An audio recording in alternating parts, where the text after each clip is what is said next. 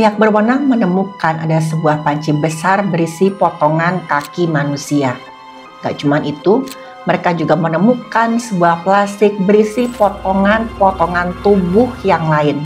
Ternyata, pelaku ingin menghilangkan tubuh korbannya dengan menggunakan zat berbahaya. Korban diketahui sebagai seorang perempuan yang ternyata punya banyak sekali rahasia. Ini adalah kasus tentang rahasia gelap yang akhirnya berubah jadi tragedi yang mengerikan.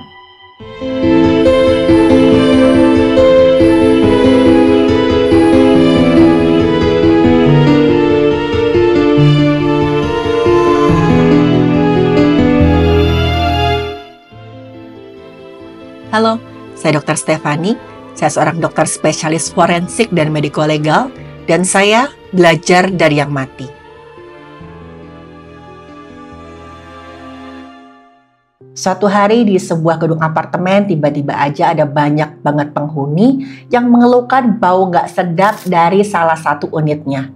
Kata para penghuni, baunya bener-bener gak enak, bener-bener busuk. Tadi diketahui kalau sumbernya itu dari salah satu unit apartemen tersebut yang katanya dihuni oleh sepasang suami istri. Kita sebut saja nama mereka Jenna dan Brian. Keluhan para penghuni tersebut akhirnya ditanggapi oleh semacam ketua perkumpulan penghuni apartemen. Kita sebut saja namanya Anna. Anna sebenarnya juga merasa kesal karena udah lama baunya ini gak hilang-hilang dan semakin hari makin mengganggu. Akhirnya Anna memberanikan diri untuk datang sendiri ke unit punya Jenna dan Brian tadi. Kebetulan saat itu pintu unit apartemen Jenna sama Brian dalam keadaan sedikit terbuka. Anna yang memang mau ke sana pun sadar akan hal ini. Anna mengintip dari sela-sela pintu. Dia lihat Brian ini lagi ada di dapur seakan-akan sedang memasak sesuatu. Tapi anehnya wajahnya Brian kelihatan agak panik. Entah apa yang ada dalam pikirannya Anna saat itu juga dia langsung memanggil Brian. Dan Brian kelihatan kaget dan waktu dipanggil sama Anna. Brian menghampiri Anna. Sebenarnya di sini Anna sudah mulai curiga. Anna tapi bilang ke Brian kalau para penghuni apartemen yang lain mengeluhkan ada bau yang benar-benar gak sedap dari apartemennya Brian. Waktu itu Brian dengan sopan minta maaf ke Anna. Dia bilang kalau dirinya sedang masak kaldu, yang mana lemaknya cukup banyak, makanya baunya tuh sangat gak sedap. Selain itu katanya Brian, listrik di unit apartemennya sedang rusak. Otomatis Brian gak bisa menyalakan exhaust fan untuk menghilangkan bau tersebut. Mendengar alasan Brian, Anna malah tambah curiga. Anna tahu nih, kalaupun misalkan Brian masak kaldu, baunya gak akan seperti itu. Tambah lagi, ini baunya seperti sesuatu yang sangat-sangat busuk, bener-bener tengik. Tapi saat itu Anna berpikir mungkin Brian kurang telaten membersihkan apartemennya. Bisa juga ada bahan makanan yang busuk karena tadi kulkas apartemen kan gak bisa nyala karena listrik di tempatnya Brian sedang mati. Anna kemudian minta Brian untuk memanggil seorang teknisi supaya listriknya bisa mengalir lagi dan exhaustnya bisa dinyalakan supaya baunya cepat-cepat hilang. Brian pun setuju, akhirnya dia panggillah seorang teknisi. Teknisi itu baru bisa datang di malam hari. Ketika sang teknisi datang, Brian kelihatan semakin gugup. Tapi sang teknisi saat itu nggak ambil pusing. Dia hanya mau mengerjakan pekerjaannya aja. Karena saat itu tadi kan udah malam nih dan si teknisi udah pengen istirahat. Masalahnya untuk membetulkan listrik tersebut perlu izin dari Anna selaku ketua perkumpulan penghuni apartemen. Saat itulah Anna akhirnya dipanggil kembali ke apartemennya si Brian. Kedua kalinya Anna ke unitnya Brian, dia merasa ada yang semakin aneh di situ. Mungkin ketika pertama kali anak ke sana dia nggak terlalu fokus dengan kondisi apartemennya Brian. Tapi saat itu di dalam Anna melihat ada bercak warna merah yang kelihatan tuh mencurigakan di karpet apartemennya Brian. Anna juga menyadari kalau Brian itu pakai semacam perban di tangannya. Udah pasti nih Anna semakin curiga. Apalagi Anna juga sadar nih kok dari tadi itu hanya ada Brian di apartemennya. Jenna nggak kelihatan. Anna pun nanya ke Brian seakan-akan basa-basi. Pak Brian, Bu Jenna ada di mana? Kok nggak kelihatan? Dan jawaban Brian agak di luar dugaan. Dengan muka lesu, Brian bilang kalau dia sama Jenna sempat bertengkar hebat. Dan Jenna pun katanya pergi untuk menenangkan diri. Tapi saat itu Anna nggak langsung percaya dengan alasannya Brian. Akhirnya, ketika Brian sama teknisi sedang memperbaiki listrik, Anna diam-diam memfoto bercak cairan warna merah yang kelihatan sangat mencurigakan di karpetnya si Brian. Setelah itu, Anna keluar dari unit tersebut dan langsung menelpon pihak yang berwenang. Ada feelingnya Anna mengatakan ini ada yang gak beres nih. Tentu aja pihak yang berwenang juga kaget dengan laporannya Anna. Dengan cepat mereka langsung datang ke tempat kejadian. Kebetulan saat itu listrik di unit Brian sudah berhasil nyala dan teknisi sudah pulang. Pihak yang berwenang pun mengetuk-ketuk pintu unit apartemennya Brian. Hal pertama yang mereka tanyakan adalah di mana Jenna, di mana istrinya Brian. Brian bilang kalau mereka bertengkar hebat dan Jenna pulang ke rumah orang tuanya. Brian menjelaskan dengan wajah yang lesu saat itu mungkin Jenna tuh sebenarnya udah mau cerai sama Brian, tapi nggak mau melewati proses perceraian yang panjang. Makanya Jenna main pergi aja. Waktu pihak yang berwenang mengatakan mereka mengecek apartemennya Brian, barulah Brian kelihatan semakin gelisah. Dia bilang dengan gugup, buat apa bapak-bapak ini mengecek apartemen saya? Udah saya bilang istri saya nggak ada di dalam. Bau busuk ini karena saya gagal masak kaldu. Tapi ingat, hidung pihak yang berwenang itu udah sangat terlatih, nggak bisa dibohongi. Mereka mengenali bau itu sebagai bau jasad yang sudah membusuk. Brian panik dan dia bilang pada pihak yang berwenang kalau mereka ini boleh masuk. Tapi Brian harus masukkan anjing-anjingnya dulu ke kandang. Brian sama Jenna memang melihara seekor anjing di apartemen mereka. Pihak yang berwenang pun menunggu dengan sabar. Masalahnya suara Brian gak kedengaran lagi dan pihak yang berwenang sudah menunggu cukup lama. Tiba-tiba aja ada seorang penghuni unit apartemen yang lain, dia melihat Brian berlari ke arah parkiran bawah tanah yang ada di bangunan apartemen itu. Pihak yang berwenang langsung mendobrak pintu unit apartemennya Brian. Mereka membagi dua tim, satu mengejar Brian, satu lagi memeriksa bagian dalam apartemen. Pihak yang berwenang yang masuk ke dapur mendapati hal yang sangat mengerikan. Mereka melihat di lantai dapur ada sebuah panci besar yang dari dalamnya kelihatan ada potongan kaki manusia. Mereka juga menemukan ada sajam di meja dapur yang masih berlumuran cairan tubuh warna merah yang baunya sangat anyir. Dan gak cuma itu teman-teman, di mesin cuci ada kantong plastik yang ketika mereka buka isinya potongan lengan, dada, perut, organ dalam, dan bagian wajah manusia yang saking hancurnya udah gak bisa dikenali. Pihak yang berwenang pun langsung mengindikasi kalau potongan tubuh tersebut adalah milik Jenna. Kan dari bentuknya kelihatan ini potongan tubuh seorang perempuan. Sementara itu tim pihak berwenang yang mengejar Brian mencoba melacak keberadaannya dengan membawa anjing pelacak. Dan akhirnya mereka menemukan Brian. Brian ada dalam saluran sampah di bawah tanah bangunan apartemen. Bisa ingat teman-teman, Brian ditemukan sudah berlumuran cairan merah dan ada luka terbuka dengan tepi rata di bagian lehernya. Dan kelihatan jelas pembuluh besar di sana sudah terpotong. Luka itu benar-benar parah dan Brian sudah kaku badannya. Duga kuat Brian memang menghilangkan nyawanya sendiri. Jasad Brian pun dibawa untuk periksaan lebih lanjut bersama dengan potongan tubuh yang dicurigai adalah miliknya Jenna. Dari pemeriksaan forensik memang bisa diidentifikasi kalau potongan tubuh tersebut memang milik Jenna. Selain itu diketahui kalau tubuh korban sudah dipisah-pisahkan menjadi beberapa bagian, antara lain kepala, leher atas, dan dua bagian tubuh lain yang tanpa anggota gerak. Tulang belulang sebagai ditemukan dalam kondisi yang lunak, terpecah, dan kelihatannya seperti dilunakkan menggunakan zat kimia tertentu. Gak ditemukan adanya kebocoran cairan tubuh pada area potongan tubuh.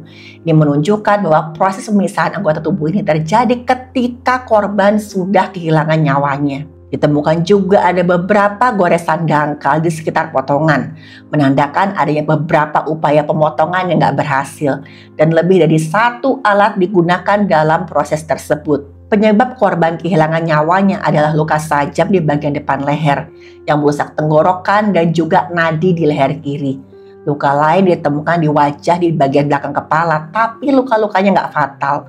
Ditemukan juga ada beberapa memar di bagian kepala dan leher. Pihak yang berwenang pun langsung mulai penyidikan atas kasus ini. Penyidikan dimulai dari pencarian latar belakang korban dan juga pelaku.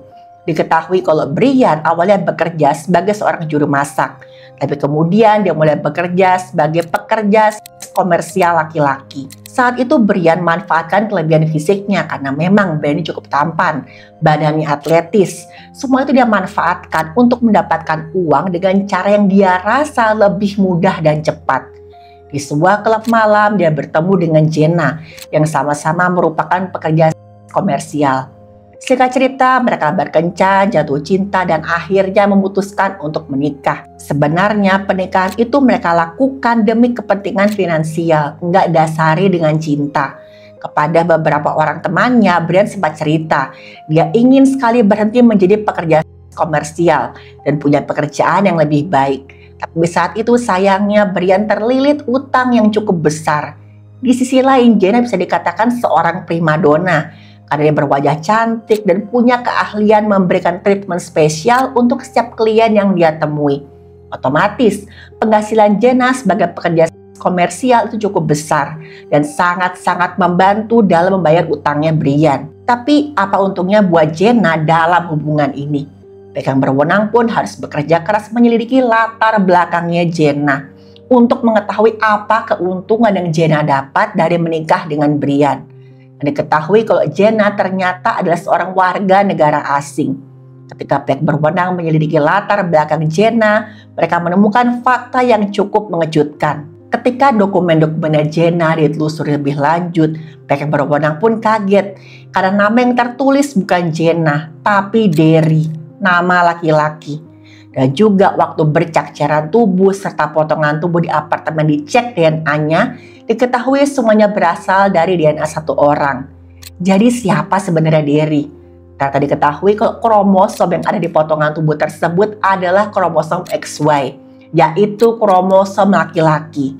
Dari sanalah ketahuan kalau Jenna secara biologis adalah seorang laki-laki dan nama asli Jenna adalah Derry.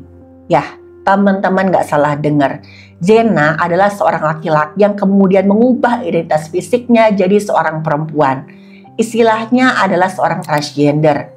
Transgender adalah istilah yang digunakan untuk menggambarkan seseorang yang identitas gendernya berbeda dari jenis kelamin biologis yang ditetapkan ketika dia lahir. Misalnya, seorang yang lahir dalam bentuk tubuh laki-laki, tapi dia merasa dan menyebut dirinya sebagai perempuan atau sebaliknya. Sebagian orang dengan keadaan ini akhirnya memilih untuk menjalani perubahan sosial, seperti mengubah nama dan cara berpakaian.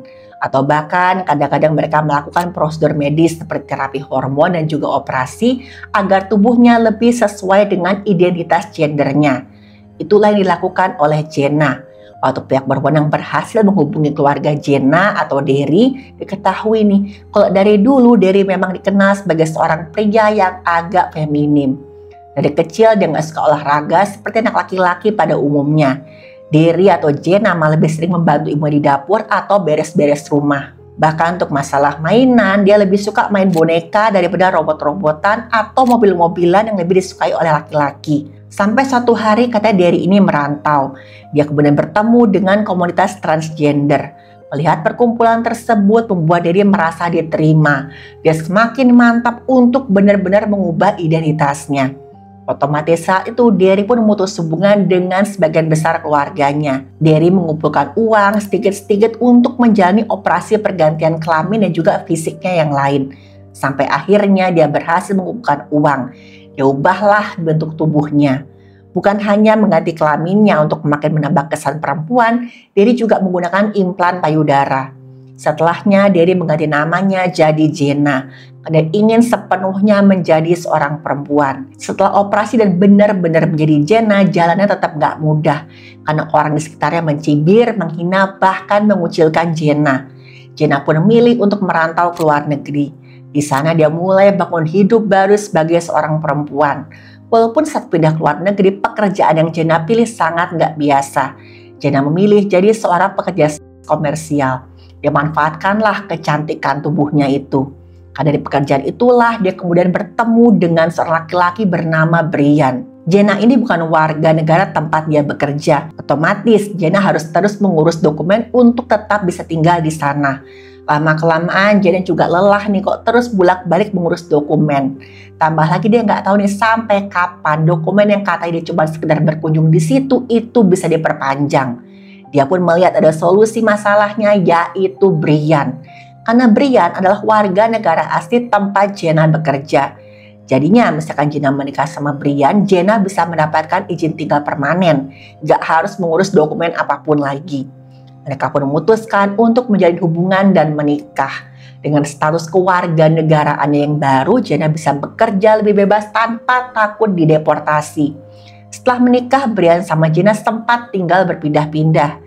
Sampai akhirnya mereka tinggal di tempat kediaman terakhir mereka, di sebuah unit apartemen. Saat itulah, Brian mulai bekerja sebagai seorang juru masak.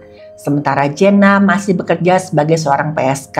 Tapi satu hal yang buat Brian ini kadang-kadang gak tahan dengan Jenna adalah Jenna itu sangat-sangat posesif. Jenna cemburuan, dia sampai memantau semua email, pesan, akun media sosialnya Brian. Dan setiap kali Brian ketahuan berinteraksi dengan perempuan lain, otomatis Jenna akan marah besar. Mereka pasti bertengkar. Jenna selalu ngancam ke Brian. Dia bilang, kalau kamu berani meninggalkan saya akan kasih tahu keluarga kamu tentang hubungan kita yang sebenarnya. Termasuk kalau saya ini dulunya adalah laki-laki. Kita lihat gimana tanggapan keluarga kamu. Udah pasti hal ini membuat Brian tambah tertekan. Padahal kok dilihat dari luar, mereka berdua itu seperti pasangan ideal, alias couple goals. Mereka sering banget memposting foto mesra mereka di media sosial saat sedang berlibur atau sedang menjalani kehidupan sehari-hari. Di beberapa status media sosial Brian, dia menyebut Jenna sebagai kekasihku yang eksentrik. Puncaknya hari itu waktu Brian sedang menerima klien seorang perempuan. Jadi walaupun katanya sudah bekerja sebagai juru masak, Brian sebenarnya masih menjalani pekerjaan sampingan sebagai pekerja komersil. Brian pun masih sering menerima klien untuk dia layani. Nah hari itu ketika sedang bersama kliennya, Jenna tiba-tiba menelpon Brian sambil marah-marah. Bahkan saking kerasnya suara Jenna di telepon, kliennya Brian juga mendengar suara teriakannya Jenna. Satu Jenna mencaci maki Brian dengan sangat kasar. Menurut keterangan kliennya Brian, waktu menerima telepon itu Brian gak lagi kelihatan penuh percaya diri. Dia kelihatan gugup berkali-kali bilang, kami ini cuma jalan-jalan kok, kami gak melakukan apa-apa. Kemudian Brian minta maaf sama kliennya. Dia berkata mereka harus menjadwal ulang kencan mereka karena teman serumahnya Brian perlu bantuannya si Brian. Dan begitu sampai di rumah, Brian dan Jenna pun langsung ribut besar. Para tetangga mendengar teriakan mereka berdua, tapi gak ada yang berani mendatangi apartemen tempat Brian dan Jenna tinggal. Anna juga sempat mendengar teriakan marahnya Jenna. Beberapa kali Jenna berteriak, saya gak percaya kata-kata kamu, dasar laki-laki pembohong, begitu terus. Setelah beberapa saat berlalu, suara pertengkaran itu pun sempat mereda. Tapi masalahnya keesokan harinya pertengkaran itu dimulai lagi. Malah jauh lebih keras disertai benda-benda yang pecah. Padahal saat itu sudah tengah malam. Beberapa penghuni di apartemen yang lain juga merasa sangat terganggu. Tapi suara terdengar kali ini lebih sebentar, lebih singkat. Jadi saat itu para tetangga nggak ambil pusing. Mereka mengira mungkin Jenna sama Brian sudah perbaikan. Padahal saat itu yang terjadi justru sebaliknya. Pertengkaran antara Jenna dan Brian justru memuncak sampai akhirnya Jenna pun kehilangan nyawanya. Ada penghuni apartemen yang sempat papasan sama Brian keesokan paginya. Dia lihat tangan kirinya Brian itu kayak dibalut anduk. Di handuk itu ada bercak warna merah pekat, baunya tuh agak-agak anyir. Brian bilang, ini tangan saya luka ketika masak. Lukanya cukup parah, perlu dijahit, makanya saya mau ke klinik. Setelah itu tetangga Brian menolongnya mencarikan taksi untuk berobat ke fasilitas kesehatan terdekat. Di fasilitas kesehatan tersebut diketahui nih, keterangan Brian berbeda lagi. Kata dokter yang menangani Brian di sana itu nggak mungkin lukanya gara-gara memasak. Karena waktu handuk dibuka kelihatan nih luka di telapak tangan itu cukup parah. Bahkan nih sampai tendon otot di telapak tangan Brian teriris. Kepada dokter Brian bilang, kemarin itu sebenarnya saya bertengkar sama mantan pacar saya. Mantan pacar saya menyerang saya dengan sajam dan saya terluka ketika saya mencoba untuk melindungi diri. Pihak yang berwenang juga menelusuri CCTV di setiap area yang dilewati oleh Brian. Diketahui setelah itu Brian sempat pergi ke sebuah toko. Dia membeli berbagai alat yang diduga digunakan untuk menghilangkan jasadnya Jenna. Antara lain, panci berukuran paling besar, beberapa kantong plastik besar, spray dan juga karpet murah, dan juga masker wajah. Waktu dilakukan oleh TKP, pihak yang berwenang menemukan adanya soda kaustik di apartemennya Brian.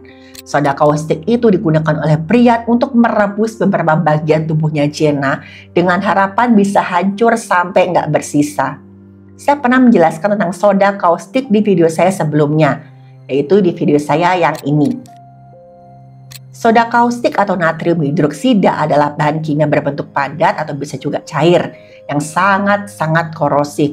Sering digunakan dalam industri pembersih, sabun, dan juga pelarut.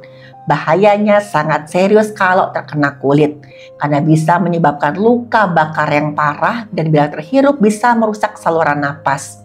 Kalau sampai tertelan bisa melukai atau bahkan sampai melubai kerongkongan dan lambung. Karena sifat yang sangat keras, soda kaustik harus ditangani dengan sangat hati-hati. Harus pakai alat pelindung diri dan harus disimpan jauh dari jangkauan anak-anak atau makanan. Saat melakukan usaha penghilangan jasadnya Jenna, bau nggak sedap yang keluar dari proses itu pun sangat kuat sampai mengganggu tetangga. Dan itulah awal dari penemuan jasadnya Jenna. Teknisi yang sempat datang ke unit apartemennya Brian tuh bilang, saya tuh sempat melihat tangan Pak Brian tuh diperban. Waktu saya tanya, Pak itu kenapa? Pak Brian berkata mantan pacar yang sudah hilang akal menyerangnya dengan sajam. Dan Pak Brian terluka saat mencoba melindungi dirinya sendiri. Waktu teknisi itu masuk dalam unit apartemen Brian, dia mencium ada bau busuk yang sangat-sangat menyengat. Dan Brian bilang nih, maaf ya apartemen saya bau, saya sedang coba-coba buat kaldu dari tulang, tapi gagal total. Teknisi tersebut menemukan akar permasalahan dari mati listrik di apartemen Brian, yaitu kompor listrik di apartemennya Brian itu korslet. Karena saat Brian sedang memasak kaldu, airnya mendidih dan tumpah sehingga menyebabkan listrik korslet. Waktu pihak berwenang dipanggil untuk memeriksa apartemen Brian, awalnya mereka menanyai Brian di depan apartemennya. Dan mereka semakin curiga ketika Brian yang tadinya mau menaruh anjingnya di kandang, tiba-tiba mengunci pintu apartemennya dan gak kedengaran lagi. Dan benar aja Brian mencoba melarikan diri. Pihak yang berwenang mengerahkan anjing pelacak untuk mencari keberadaannya Brian. Dan seperti yang saya ceritakan tadi, mereka menemukan Brian dalam keadaan sudah tidak bernyawa. Kayaknya Brian ini menghilangkan nyawanya sendiri karena dia takut dengan konsekuensi hukum yang akan dia hadapi. Jadi pihak yang berwenang nggak bisa bertanya apa motif Brian menghilangkan nyawanya Jenna. Penyidik pun mencoba menebak apa motif Brian menghilangkan nyawanya Jenna. Apa benar karena cinta segitiga? Atau jangan-jangan masalah keuangan? Atau kemungkinan terakhir yaitu Brian memang memiliki gangguan mental. Tapi setelah dicek memang pernah ada catatan kalau Brian pernah mengalami gangguan mental. Bahkan karena gangguan mentalnya ini Brian sempat ingin menghilangkan nyawanya sendiri. Tapi berdasarkan catatan itu juga Brian sudah dinyatakan sembuh dan stabil. Jadi pihak yang berwenang nggak menemukan hubungan antara gangguan mental Brian dengan aksi yang tiba-tiba aja menghilangkan nyawanya Jenna. Selain itu pihak yang berwenang juga nggak menemukan keterkaitan orang lain pada kasus ini. Tapi ya teman-teman, seringkali kejahatan itu datang dari hal yang paling nggak kita duga. Sekarang pertanyaannya, kenapa? Kenapa seseorang tega melakukan hal ini pada orang yang dia nikahi? Kenapa Brian sampai tega menghilangkan nyawanya Jenna? Kemudian dia pisahkan tubuhnya jadi beberapa bagian dan dia coba menghilangkan semuanya seakan-akan Jenna itu nggak pernah ada. Pihak yang berwenang menyimpulkan kasus ini sebagai domestic violence atau kekerasan dalam rumah tangga yang mencapai titik paling mengerikan, yaitu penghilangan nyawa. Tapi bagi banyak orang, terutama mereka yang mengenal Jenna, penjelasan itu terlalu singkat untuk rasa sakit yang begitu dalamnya. Setelah kasus ini ditutup, jasad Jenna alias Derry pun dikirimkan ke negara asalnya. Derry disambut dengan isak tangis dari keluarganya. Karena bagaimanapun ini adalah anggota keluarga mereka. Dengan setelah sekian lama nggak ada kabar, tiba-tiba saja datang dalam keadaan sudah tidak bernyawa. Lebih-lebih lagi teman-teman, keluarga Derry sama sekali nggak nyangka kalau Derry akan kehilangan nyawanya dengan cara yang begini mengerikan. Derry pun akhirnya dimakamkan oleh keluarganya. Tapi apa yang terjadi selanjutnya lebih menyakitkan dari kasus penghilangan nyawanya Derry. Alih-alih menunjukkan empati pada Jenna alias Derry, justru banyak banget orang yang merendahkan dia. Beberapa orang bahkan dengan sengaja menyebarkan foto-foto pribadinya Jenna alias Derry. Tujuannya udah jelas, untuk merendahkan Jenna dan membuat keluarganya malu. Pada saat itu keluarganya sedang berduka teman-teman. Tapi keluarganya Derry nggak peduli. Karena bagi ibunya Derry adalah anak yang nggak pernah membani dia sedikit pun. Dia selalu bekerja keras, sesekali mengirim uang dan selalu menelponnya untuk sekedar memberi kabar. Beberapa tahun kemudian kasus ini masuk dalam daftar tragedi yang dijadikan bahan studi oleh tim pembuat kebijakan untuk kasus kekerasan dalam rumah tangga. Teman-teman, kita bisa beda dalam berpendapat, tapi enggak dalam penghargaan terhadap kehidupan manusia. Saya harap teman-teman bisa mengenang beliau ini bukan bagaimana beliau ini kehilangan nyawanya, tapi karena bagaimana beliau ini bisa bertahan di dunia yang sedemikian keras. Hingga nafas terakhirnya dia diambil oleh orang yang seharusnya mencintai dia. Saya Dr. Stefani, saya mengajak kita semua untuk enggak tinggal diam saat melihat kekerasan pada siapapun itu. Sekecil apapun tanda-tanda itu muncul, bisa jadi itu adalah awal dari tragedi yang lebih besar. Semoga kita semua tetap waras, peduli, dan penuh kasih dalam melihat sesama manusia. Teman-teman, sekali lagi saya tegaskan, setiap manusia berhak hidup dengan aman tanpa disakiti, dihina, dan direndahkan hanya karena pilihan hidupnya. Kekerasan dalam rumah tangga seringkali nggak terlihat di luar sampai akhirnya semua sudah terlambat. Ketika rasa cinta berubah jadi amarah, yang tersisa hanya luka dan kehilangan. Kita nggak perlu setuju dengan identitas seseorang untuk tetap menghormati pilihannya. Karena tolak ukur kita sebagai manusia adalah di cara kita memperlakukan mereka yang berbeda. Jangan biarkan luka seseorang itu menjadi bahan lelucon. Jangan jadikan luka orang lain sebagai alat untuk menegaskan ego kita masing-masing. Karena diam terhadap kekerasan adalah bentuk persetujuan yang nggak bersuara. Saya harap kita semua belajar untuk bisa lebih peka, lebih lembut dan lebih manusiawi karena dunia ini sudah cukup kejam tanpa kita tambah-tambahi.